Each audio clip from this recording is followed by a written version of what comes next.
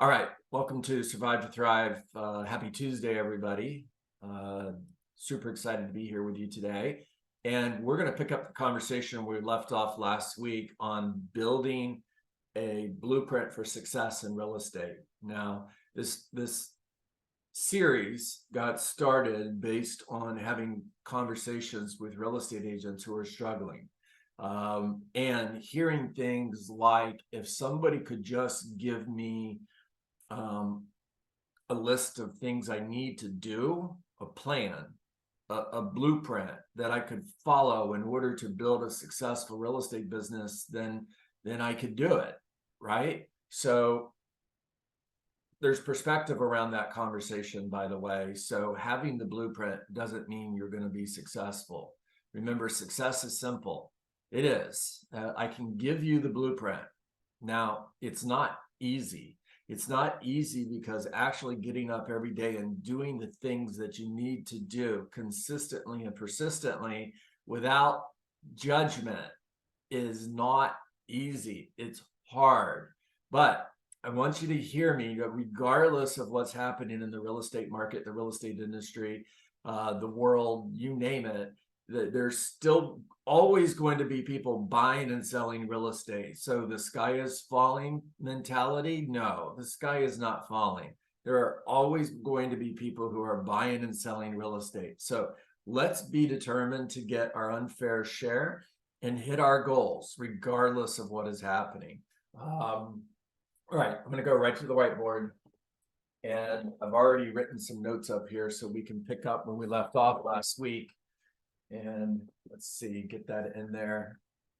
All right, we can see that, right? All right, number one, growth plan. Always start with personal success.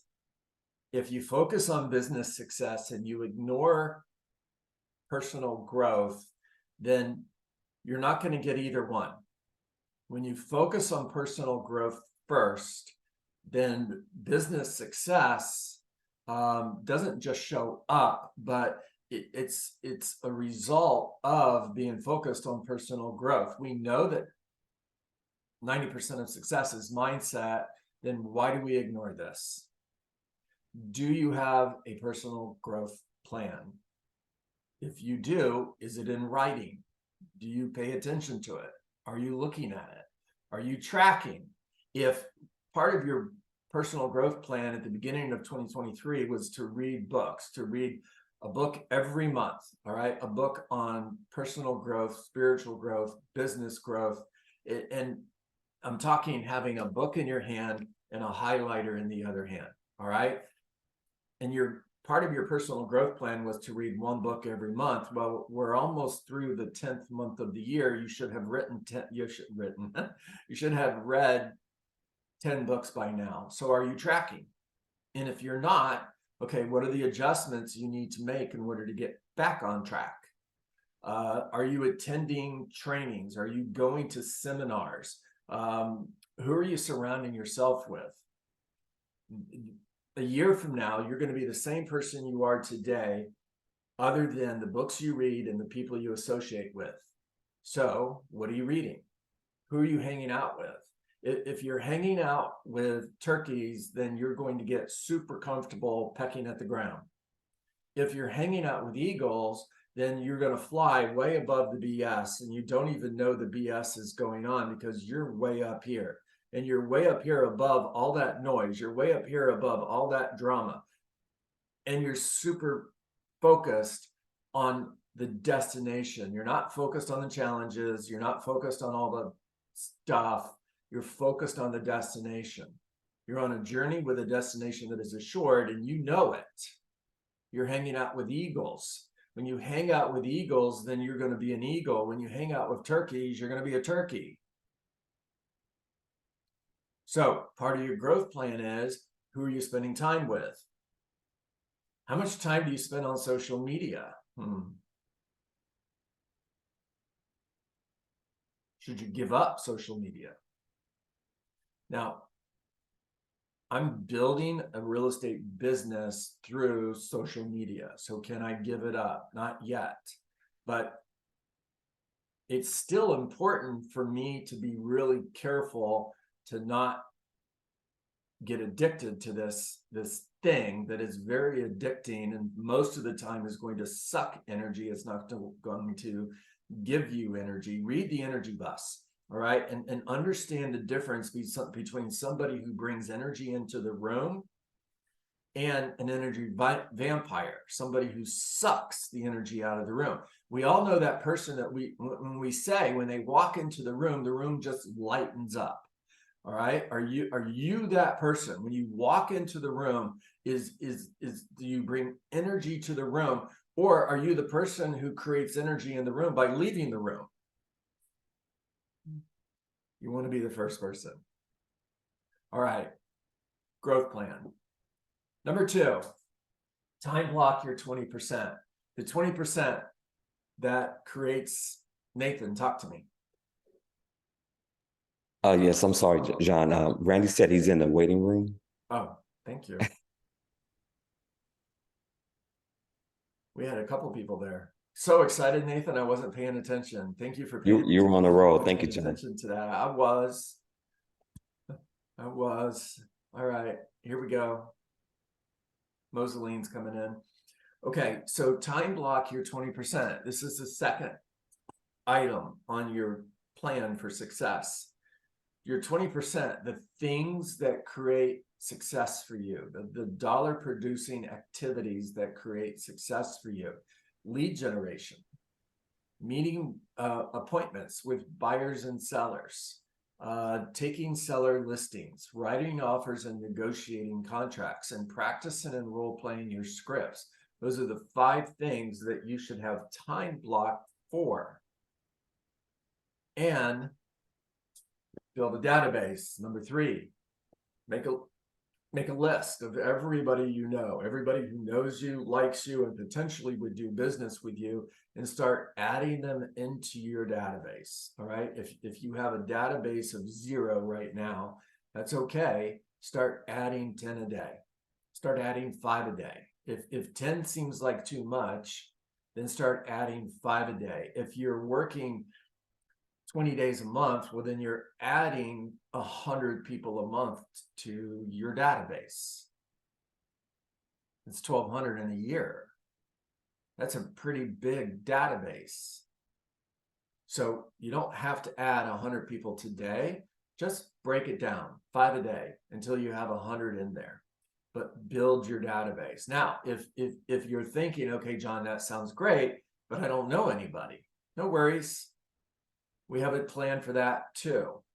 So build a database, feed it every day. Feed it every day simply means you're adding new people to your database every day. Now, how do you do that? Well, you've got this group of people out there, haven't met, and you're going to have conversations with them, script.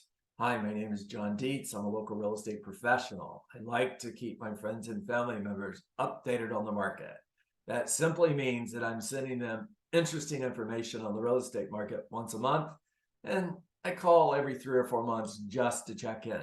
Would it be okay if I added you to that group?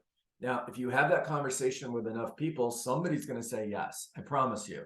You might talk to 5 people and 4 of them tell you, no, go away, you're a creep.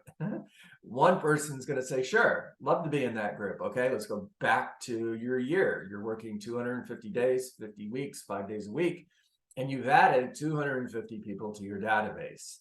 So a year from now, instead of saying, gee whiz, I don't know anybody, I've got 250 people in my database. Build a database. Now, the 4th thing, and this is new, we're picking up from where we left off last week, lead generation.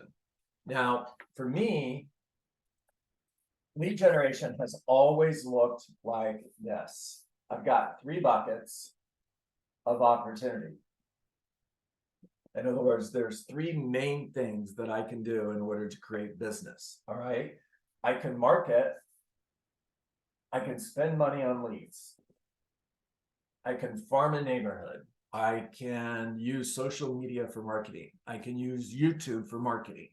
There's all these different things that I can do in order to build a real estate business through marketing. And I'm not saying marketing's bad, it's not. And I know a lot of successful real estate agents who are building and running a very successful real estate business through marketing. All right. I know real estate agents who are selling 3, 4, 5 homes a month from YouTube. So it's possible. And if they can do it, you can do it. If I can do it, you can do it. Heck, if I can do it, anybody can do it. All right. Now, the other bucket that I'm going to focus on is prospecting. Prospecting is proactive. Marketing is reactive. Prospecting is going out and finding people who want to buy or sell a home. Marketing is attracting people to you who want to buy or sell a home. Now, the third thing that I can do is I can go back and focus on that database, and I can build a successful real estate business 100% through my database. Now, I've known a lot of real estate agents in the last 20 plus years, and I've known real estate agents who would say, oh, 100% of my business is repeat and referral business. I don't do that. That's for suckers. I build my business through repeat and referral business. Cool.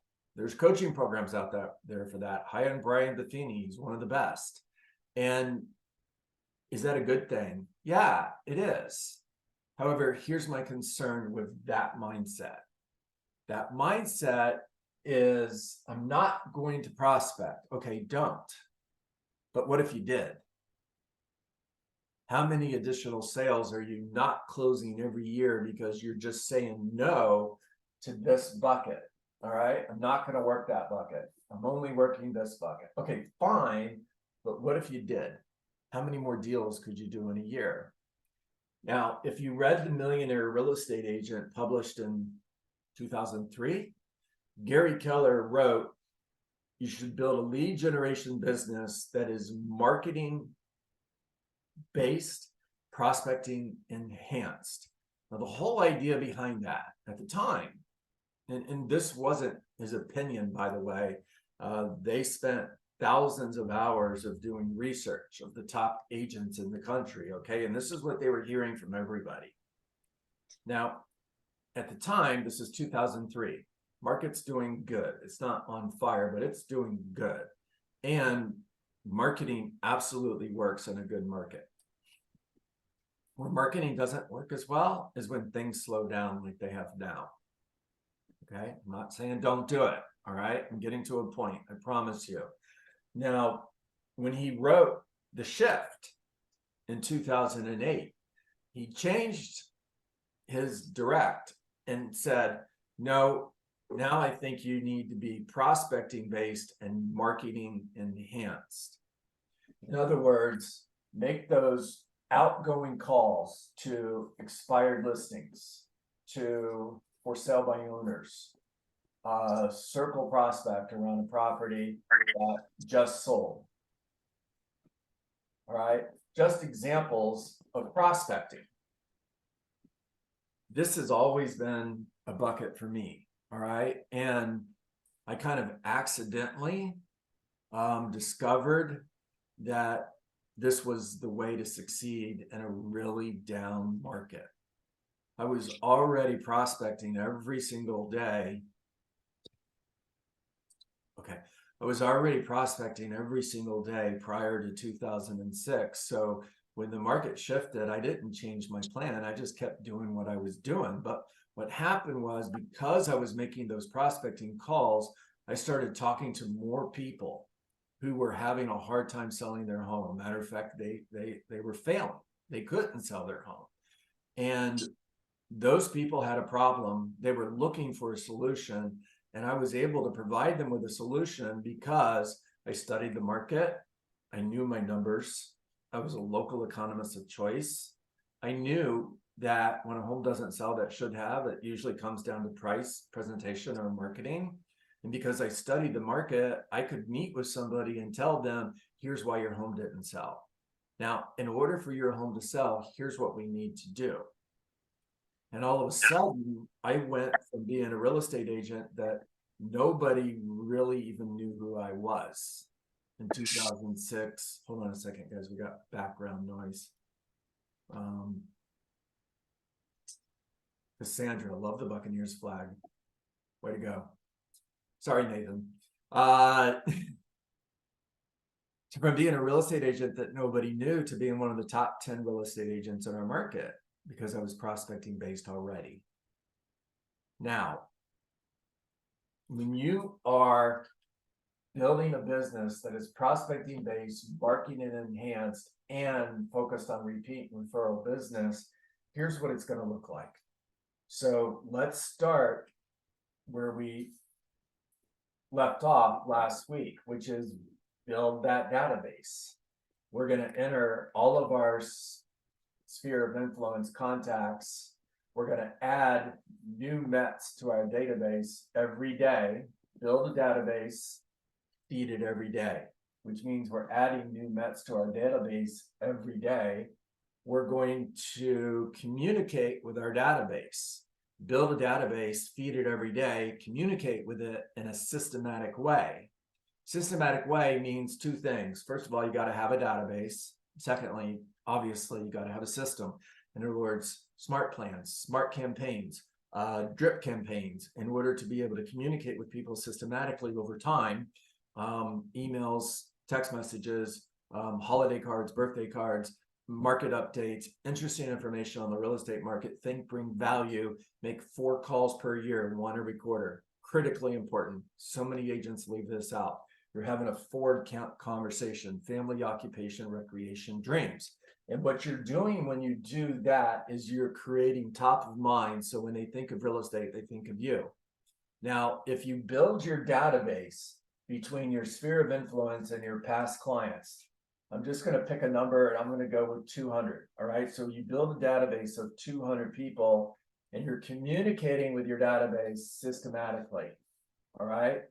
Build a database, feed it every day, communicate with it in a systematic way, service all the leads that come your way. You're going to get business. You're going to get direct business and you're going to get referral business. Direct business is 5% of this group is moving every year.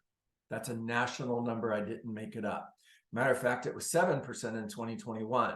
I'm using current numbers. It's 5%. That's 10 sales. So there's 10 closings right there.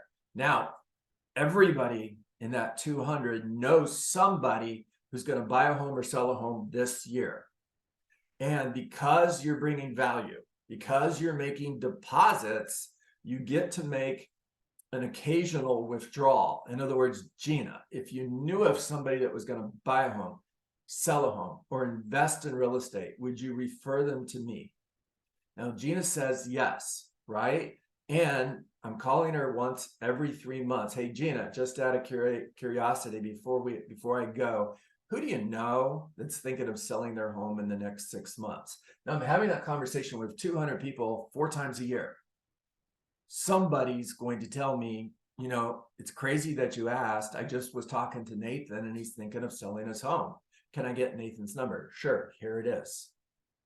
Now, statistically, if you study the numbers, the same number of deals you get through repeat business, you should get the same from referral business, which means there's 20 sales. All right. You close 20 units working your database. Following me? Now, at the same time, lead generation is happening every day, 250 days a year. I'm having 20 conversations, 20 real estate conversations, because that's the definition of lead generation for me. If I don't talk to 20 people, then I didn't succeed in lead generation. Now, your number might be 5, it might be 10. Whatever it is, it's a standard that you have to hit. And by the way, if your number is currently 0, don't try to start with 20. It ain't going to happen. Start with 5. Hit 5 conversations every day until you've created some momentum, and then make it 7. And do that every day until you've created more momentum, and then make it 10. All right. But whatever the number is, it's your definition of lead generation. It is a non-negotiable standard, which means if you don't do it, you didn't work.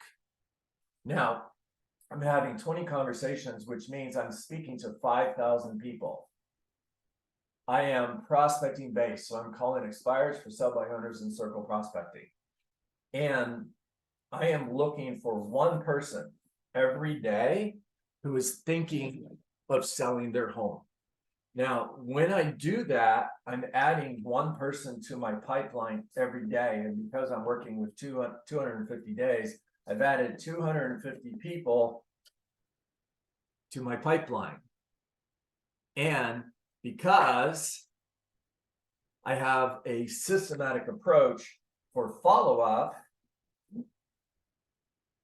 I am going to communicate with those 200 people once a week for the first 4 weeks, once every other week for the next 2 months, and then once a month after that, until we get to this place. We're way over here. Can't even see it on the screen. Hold on. It's there. Get the mic out of the way. Way over here. And that's the day when that person gets serious about selling their home. In other words, they're ready to make a new decision based on new information. This whole time right here, one of the things you're doing that's causing you to fail is you're focused on changing their mind. Well, they're never going to change their mind, but they will make a new decision based on new information. You got to be there when they do that. Simply be there and continue to follow up. You're going to create emotional proximity. Now, what are the conversion ratios? Well, my experience doing this for 20 years, the conversion ratio is anywhere from 10% on a low to 20%. Let's do 10%. All right. So that's times 10% equals 25 sales. All right. All I talked about today was database prospecting. I didn't touch marketing. We'll pick that up on Thursday. And I just created 50 sales. Casper agrees. If you can't hear the dog barking, that's Casper. Okay. Talk to me. What are you guys thinking? So we're building this blueprint. This is a paint by the numbers strategy to build a successful real estate business. So far, we have a growth plan, time block our 20%, build a database, lead generate. That's as far as we've gotten so far. And what are your thoughts? Talk to me.